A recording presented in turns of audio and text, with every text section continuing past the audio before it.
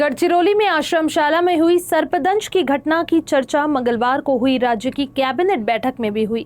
इस बैठक में मुख्यमंत्री ने दोषियों पर कड़ी कार्रवाई किए जाने का निर्देश दिया है।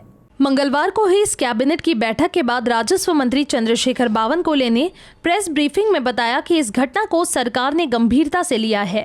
इस घटना की कैबिनेट में भी चर्चा हुई है, जिसमें मुख्यमंत्री ने सभी आश्रमशालाओं के स्पेशल ऑडिट का निर्देश दिया है। माननीय मुख्यमंत्री महोदयांनी आज सर्व आदिवासी ज्या आश्रमशाळा आहे त्यांचं स्पेशल ऑडिट करावं, इंटेरियर मधल्या असलेल्या आश्रमशाळा सुद्धा त्याचं ऑडिट करावं, त्याच्या व्हिजिट्स तातडीने कराव्या आणि या ज्या आश्रमशाळेमध्ये 3 मुली मृत्युमुखी पावल्या सर्पदंशामुळे जे तपासणी अधिकारी तिथे तपासणी करायला पाहिजेत, जे नियम आहे त्या नियमाप्रमाणे आश्रमशाळा चालल्या पाहिजे। याकरता या घटनेमध्ये जे दोषी आहेत त्या अधिकाऱ्याला निलंबित करण्याच्या सूचना माननीय मुख्यमंत्र्यांनी दिल्या आहे।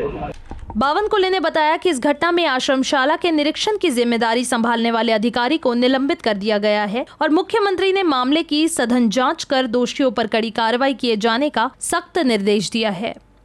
माननीय आदिवासी विभागाचे मंत्री अशोक उईके जी आता पुढची कारवाई करतील, पण कडक कारवाई करा आणि अशा यानंतर या आश्रमशाळामध्ये आश्रमशाळा चालकाच्या दुर्लक्षपणामुळे आणि आमच्या अधिकाऱ्याच्या दुर्लक्षपणामुळे कुठल्याही मुलींचा मुलांचा जीव जाऊ नये याकरता कडक नियमावली कारवाई करण्याचे निर्देश मुख्यमंत्र्यांनी दिले आहेत।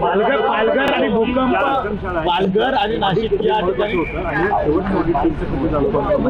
तेच सांगतो की त्यांनी ऑडिट करण्यासाठी ज्या सूचना दिलेल्या आहेत त्या अत्यंत गंभीर आहे।